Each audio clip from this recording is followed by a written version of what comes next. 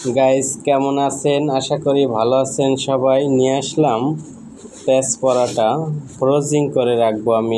এটা আমি খামির করে নিয়েছিলাম ময়দা দিয়ে দুধ, চিনি, লবণ, ঘি আর তেল দিয়ে মাখাই নিয়েছিলাম হালকা গরম পানি দিয়ে। এখন আমি খাস্তা করে নিচ্ছি।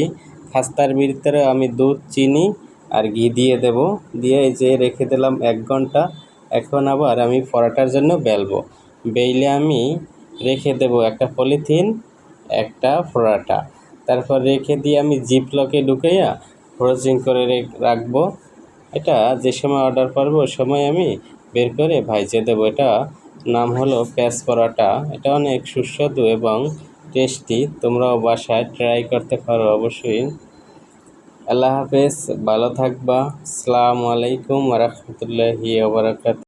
গাইস তোমরাও অবসর থাকলে বাসায় এটা বানাইয়ে রেখে দিতে পারো।